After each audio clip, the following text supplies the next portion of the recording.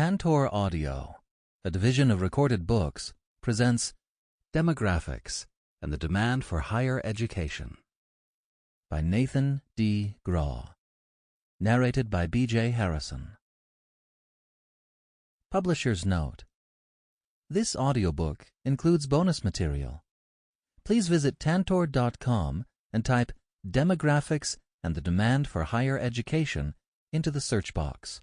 Follow the link to the book's page. Then, under the Supplemental Contents section, please enter the access code RACE, and then click the Unlock button to access the bonus material. The code should be entered in all lowercase letters. All figures and tables referenced in this audiobook can be found in the bonus material. Introduction. In recent years, pessimistic forecasters have made a cottage industry telling stories of higher education's impending collapse under the weight of looming demographic change. As if it were not enough that demographic trends have steadily nudged the population towards subgroups with weak attachments to higher education, the Great Recession caused birth rates to plummet almost 13% in just 5 years.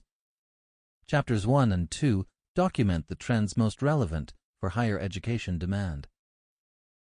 In light of these intense pressures, the dominant narrative offers up fear. For example, the lead in the January 24, 2014 Chronicle of Higher Education bore the headline, "The Class of 2030, in reference to the issue's feature article on the demographic effects on future classes of college entrants, accompanied by a map showing the number of 4-year-olds relative to 18-year-olds by county, a map dripping with deep red ink. The article reached a broad and devastating conclusion. Until just a few years ago, colleges could anticipate classes of high school graduates each bigger than the last, but those days are over.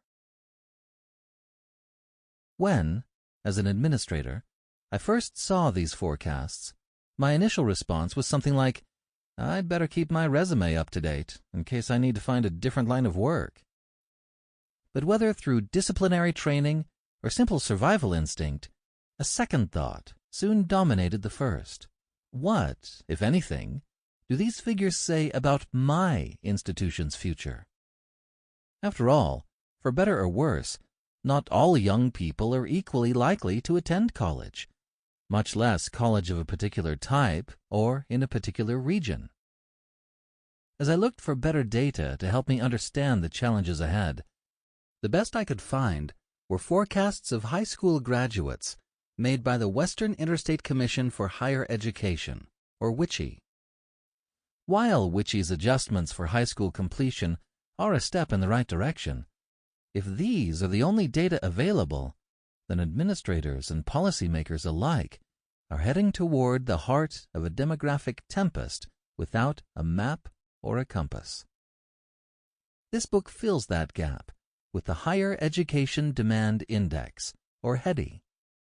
Described in detail in Chapter 3 and the methodological appendix, the HEDI uses data from the 2002 Education Longitudinal Study, or ELS, to estimate the probability of college-going conditional on basic demographic variables: sex, race or ethnicity, parent education, geographic location, family income, family composition, and nativity.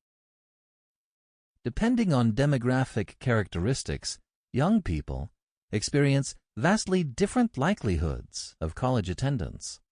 The extraordinary range in college-going probabilities can be seen by comparing a pair of hypothetical children. The first is a native-born Asian American woman living in Boston with both parents. Each parent acquired education beyond a bachelor's degree, and their family income totals $125,000.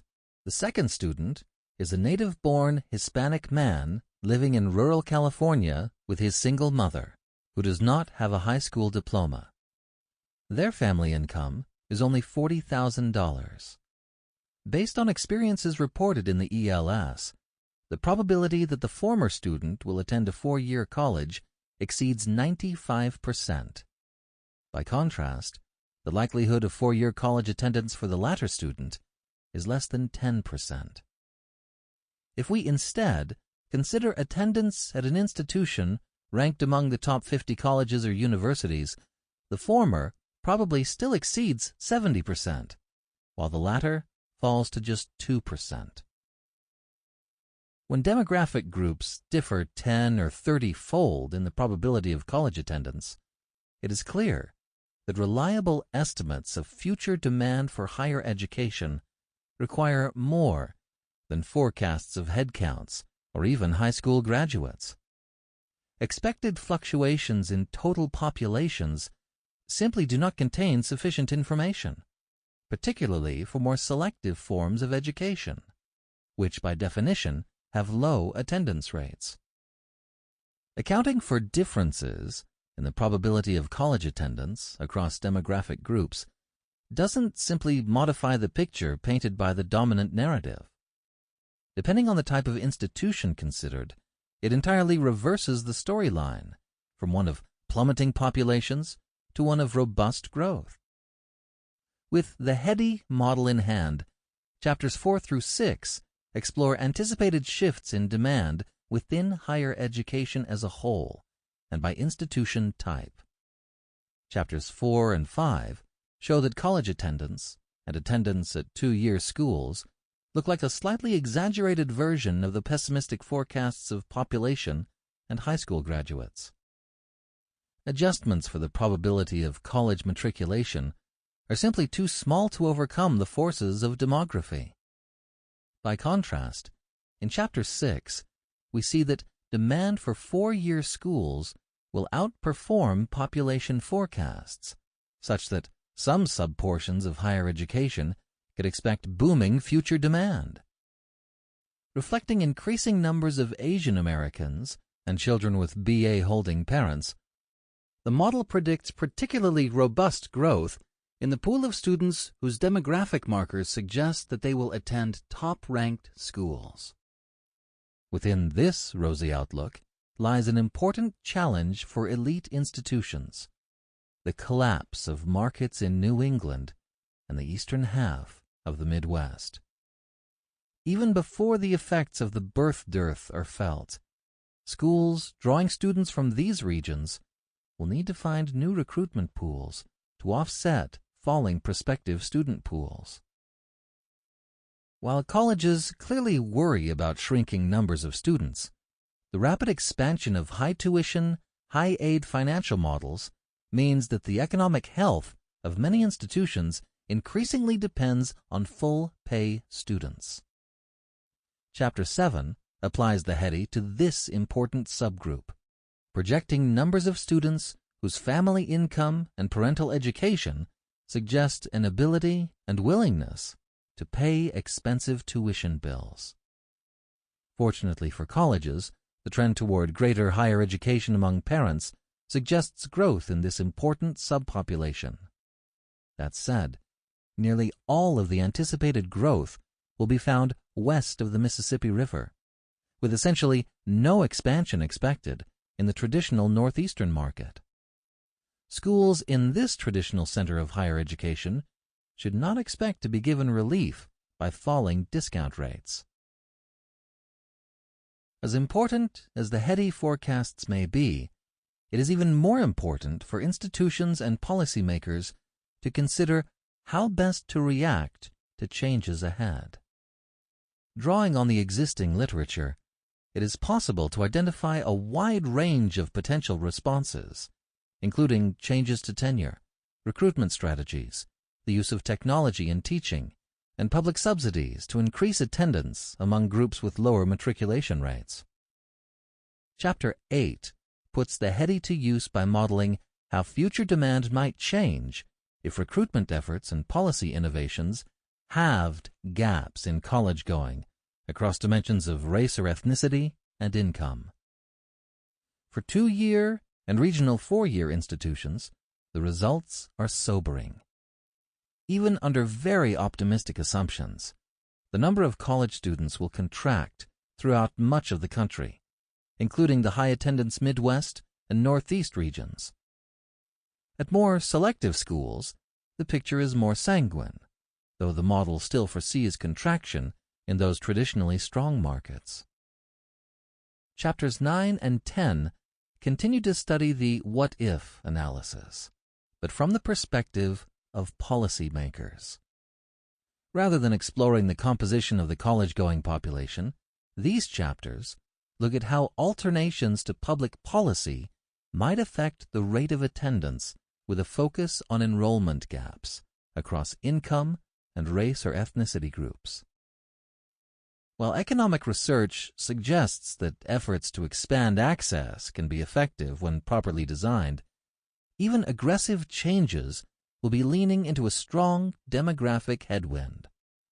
Even having income and race effects won't substantially reduce current attendance gaps. The final chapter closes with a look into the 2030s, beyond the model's forecast horizon. While savvy policy should anticipate the changes that demography has already set in motion, the most sophisticated decision-makers will go beyond that, considering where trends will head next. While the model's design limits its projections to children who are already born, the lessons from the analysis in preceding chapters point to key trends that will foretell what happens next. Critical among these is the birth rate, which currently sits at historic lows. While the most recent data suggest we may have found a bottom, higher education decision-makers can take note of shifts in this key variable to anticipate future reversals in enrollment needs. In my experience as an administrator, I witnessed firsthand the effects of the Great Recession on college and university decision-making. As never before, administrators and trustees understand that major decisions must be grounded in hard data. While doing research for this project, every administrator I spoke with was aware that we are flying blind into a dangerous period for higher education. Yet, just 10 years before the brunt of the current birth dearth is abruptly felt in admissions offices across the country, we still lack demand forecasts that treat selective national schools as distinct from the local community college. Decisions in the next 5 years will be critical in determining whether institutions thrive or flounder. By informing those choices with nuanced forecasts, the analysis of this book promises to be an important guide for those responsible for leading institutions of higher education through the storm. Chapter 1. Demographic Headwinds for Higher Education. Everyone in higher education agrees that dramatic shifts in demand lie ahead. But few seem to understand their situation with the clarity required for decisive action. This is hardly surprising, given the contradictory signals. Geographic, birth rate, and race or ethnicity trends point toward fewer future college students, while rising parental education suggests movement in the opposite direction. And none of the available forecasts make an attempt to weight students by their probability of college attendance, much less by their attendance at an institution of any particular type. As any admissions officer can confirm, while the number of college-aged children is an important component of higher education demand, who is in the prospective student pool is at least as important. With evidence as weak as this, it is understandably difficult to generate buy-in for potentially disruptive policy change. The Higher Education Demand Index, introduced in Chapter 3, will remedy this problem with a model that combines a wide range of changing demographic factors, using appropriate weights reflecting probabilities of attendance into a single measure. Moreover, the HEDI differentiates among different institutional types, separately forecasting demand for 2- and 4-year colleges or regional, national, and elite colleges and universities. To be sure, Some subsectors of post-secondary education draw such large fractions of the population that no reasonable accounting for the probability of college attendance can offset coming changes in population size and composition. However, subsequent chapters show that, for some institution types, accounting for the probability of college attendance entirely reverses the demographic narrative. Far from being a period of continual retrenchment, the coming decades will bring robust growth. Even within an institution type, expected changes in demand will vary by geographic region. In short, a true telling of the demographic story is complex, with both winners and losers. But before presenting alternative forecasts, this chapter and the next describe major demographic changes that serve as inputs to the model.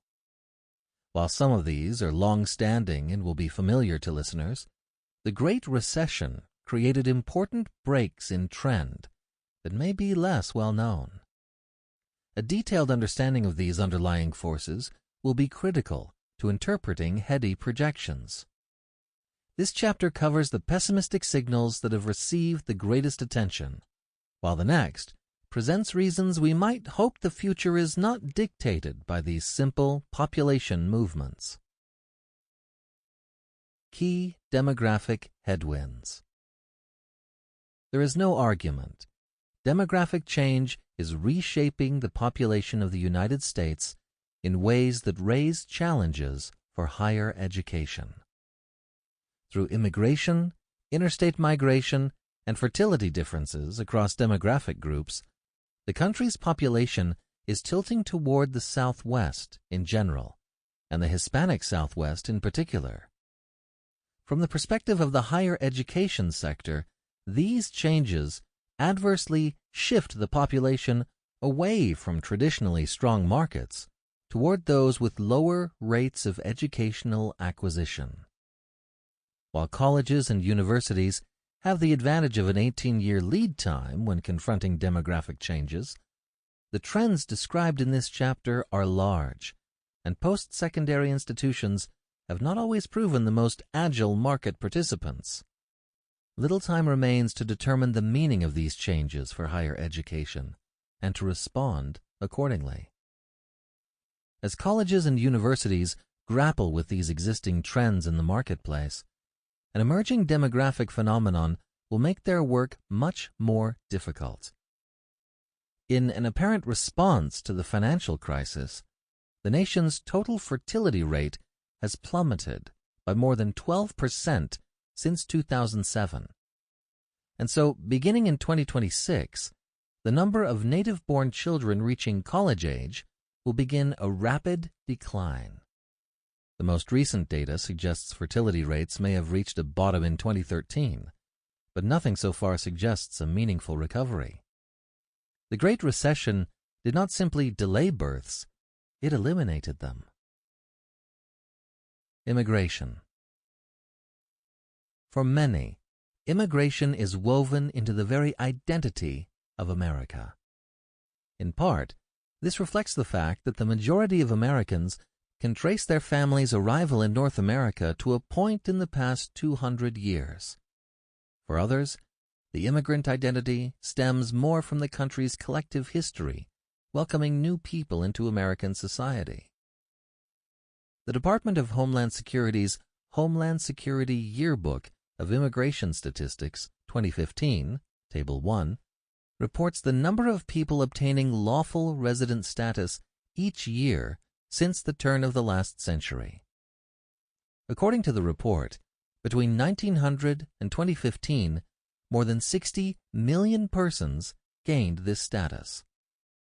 Following lulls around the First and Second World Wars, the level of legal immigration increased more or less linearly, each decade bringing a larger number of new residents than the decade before.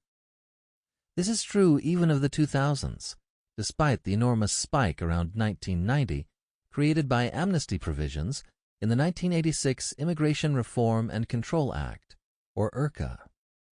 Today, nearly 1 million people gain lawful resident status every year. Unauthorized immigration adds to these legal immigrant flows.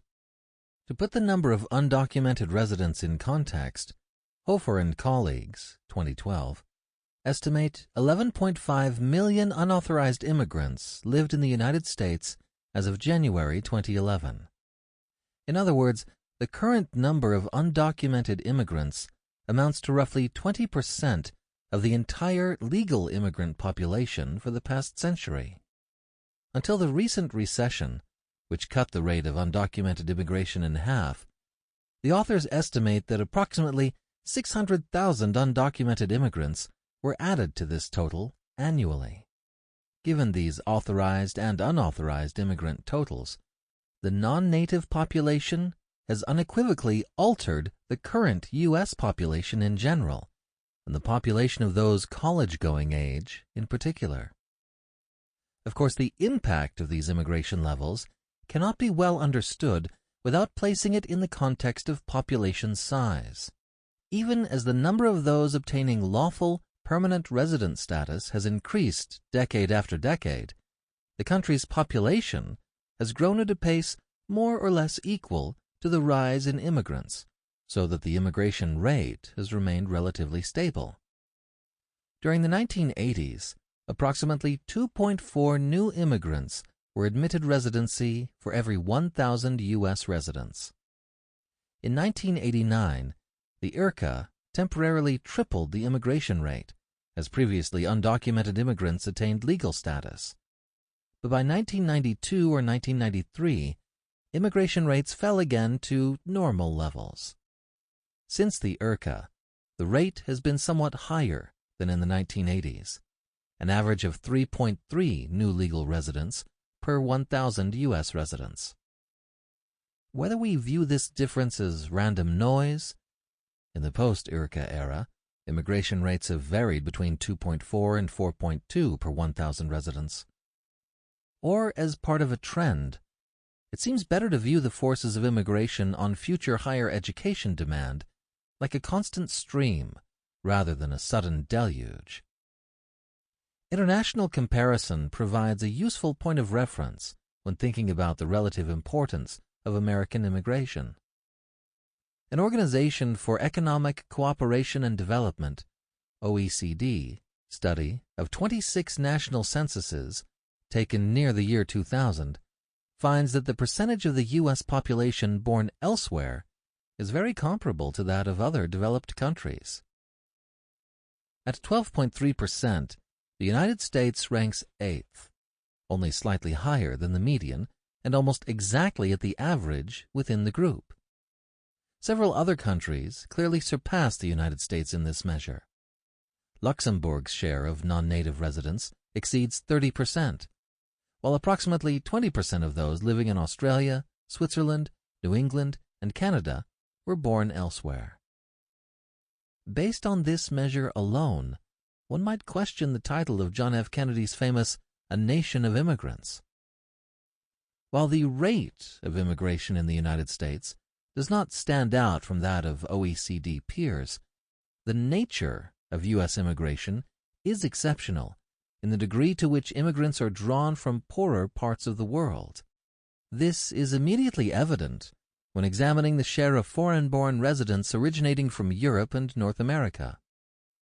While 80% of the U.S. foreign-born hail from other parts of the world, in many European countries, non-Euro or American immigrants account for less than 10% of the foreign-born population. On average, OECD countries draw only 20% of foreigners from outside these affluent Western centers. Only Japan exceeds the United States in taking in immigrants from other parts of the world, perhaps an unremarkable achievement given its location in Asia. Apparently, free movement within the European Union results in large foreign-born populations, but the foreign-born look remarkably like natives in an economic sense. A heavy draw from developing nations continues to be an important feature of U.S. immigration. From 2004 to 2013, between 38 and 40% of newly legalized U.S. permanent residents originated from Asia and South or Central America, respectively. Department of Homeland Security, 2014, Table 3.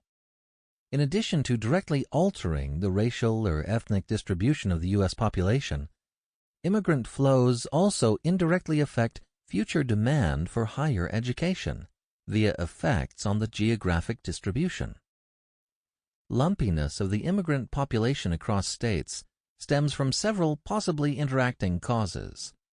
First, a small number of cities serve as disembarkation points. For example, the decade ending in 2015, the 39 states with the fewest numbers of new permanent residents together accounted for fewer new legal residents than the single state of California, which alone claimed more than 215,000 per year. Florida and New York, New Jersey reported about 120,000 and 200,000 new legal residents per year, respectively, over the same period. Texas rounded out the most popular disembarkation points with not quite 100,000 new legal residents per year. While permanent residents subsequently spread throughout the country, their impact is disproportionately felt in the Southwest and along the Atlantic coast. Research suggests that states that become homes to a critical mass of immigrants may attract even more immigrants as new arrivals seek out neighborhoods and cities where their home culture is present. Economists further argue that immigrant-friendly public policies, which might be influenced by large immigrant populations, serve as immigrant magnets, drawing populations to some states and cities more than others. Bartle, 1989, Borgia, 1999, Brooker and others, 2002, DeGiorgi and Pellizzari, 2009, and Razin and Waba, 2015. Taken together, the large and increasing flow of immigrants from Asia and Central and South America has and will continue to shift the U.S. population toward greater shares among Hispanic, Asian, and Southwest subgroups. Because immigration rates have been more or less steady over the past 3 decades, we should expect consistent pressures in these directions.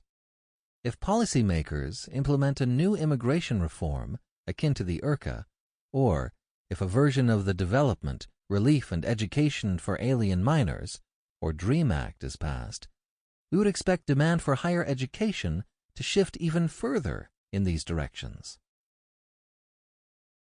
Interstate migration. Just as immigrants cross international borders, existing residents move between states and cities within the country, affecting future markets for higher education. Figure 1.1 maps net migration rates among children as reported in 2011, the most recent year available in the American Community Survey.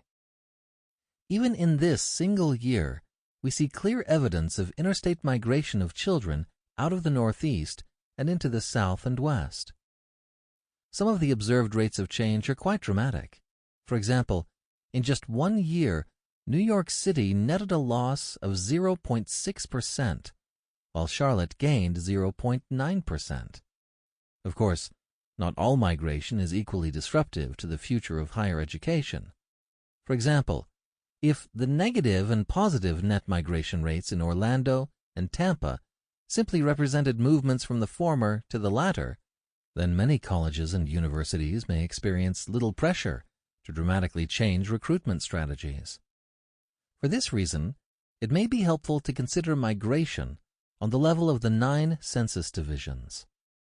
While obscuring important intra-divisional differences, this aggregation makes clearer the broad pattern of net flows from the Pacific and Middle Atlantic to the West-South Central. All other divisions have experienced more or less offsetting out and in migration as net growth in one state or city is balanced against losses seen in a nearby state or city. While migration patterns in 2010 in part reflect responses to the financial crisis and subsequent recession, a Pew Research Center study confirms that the general patterns mentioned previously are consistent with trends evident in U.S. Census data from 1975 to 2007. Like immigration, it would appear. Sample complete. Ready to continue?